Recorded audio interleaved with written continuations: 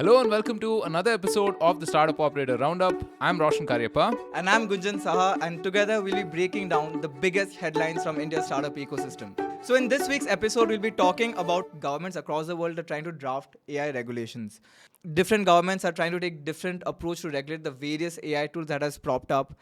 For Australia, Japan, Spain, and the US is seeking input from the public and researchers on how to regulate these software. And on the other hand, we have UK, China, and other European unions who are planning on regulations. France is investigating possible breaches. Italy is planning to lift the ban on ChatGPT if OpenAI takes quote unquote useful steps to address concerns over privacy and data protection. We have seen what happened to companies like Samsung when they, plugged in their company data.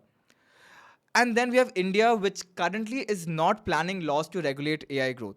In a written reply to the Lok Sabha, IT Minister Ashwini Vaishnav said that though AI had proven to be an enabler of digital and innovation ecosystem, it did have ethical concerns and associated risks. The Niti Aayog has published a series of papers on the subject of responsible AI for all. However, the government is not considering bringing a law or regulating the growth of AI in the country. But I'm sure we will be seeing that change pretty soon. Yeah, I'm going to say something scandalous, which is that, data and privacy is a sort of a luxury for a country with, $2,000 per capita, right?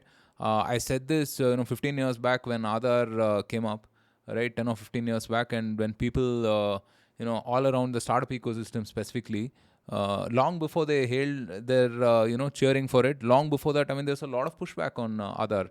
Right, I know. A couple of tech folks who still haven't got their Aadhaar. Right, at least kudos that they're so principled about their views.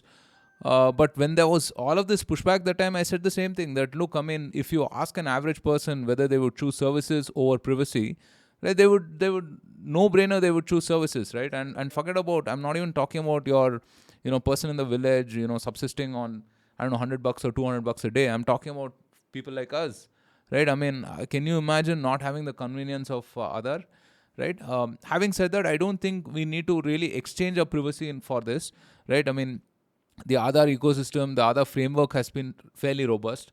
Right, and we do have the technology capabilities to sort of build the security layer required for such a thing. Right. One thing we have demonstrated very well over the last 5 years, especially, is the fact that we're able to drive these population level initiatives, tech initiatives, right?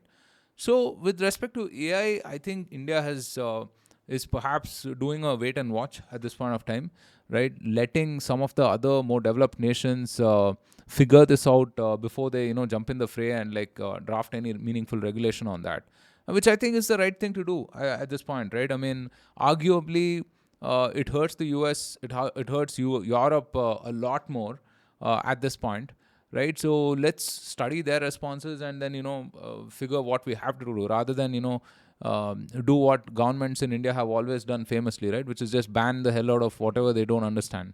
So yeah. But India also, like with a population of 1.4 billion, right? I think the whole use case of AI is very different. 1.45 by the way, and we overtook China last week, right? And I saw this cartoon in a German newspaper, Der Spiegel. Not that I read German newspapers, but I saw it on social media that they had this typical Indian train from the 60s or 70s, completely overcrowded with people on top, and there was some cattle also. I think I saw, showing that overtaking a bullet train. Clearly people haven't caught up. They haven't updated themselves. On all of the progress we've made on startups and space mission and technology infrastructure. 5 times the kind of budget we spent last 8 years comparatively, right? Over 5 times, right? But let them do that. It's okay. They will catch up at some point. They will get to know of us, if not already. In fact, this April, Europe has bought the most amount of refined oil from us comparatively, right? And while we continue to buy from Russia. So yeah, interesting times. But enough about that. What about AI in India, Gunjan? With a country as large and diverse as India, we really have to test it out as to what are the various practical uses that we can have, right? Right from checking whether your subsidies are reaching your bank accounts to training large language models for translations 200 plus languages we have in the country. I think if you put in regulation at this stage, all of these innovation will get curtailed. Yeah, but we're also very data poor. We don't have systems in place to acquire data. I mean, that has changed over the last 10 years with Aadhaar and everything. But still, I think there needs to be a lot more, right?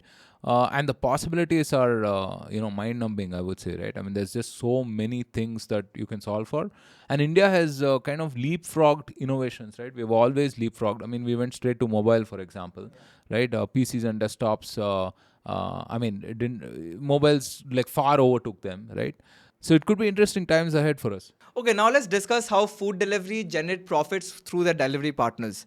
With the Swiggy Blinkit worker strike, what is showing us is that the struggles that come with the gig economy it's real, right? These workers are taking their part-time jobs and turning them into full-time gigs, and now they want some help in the form of subsidies and incentives. But the delivery business, as we know, is not easy because the margins are low and things move so fast that it's tough to keep up. Now you can look at this in two ways. One is at the 10-minute delivery, most of the customers want this to be free, right?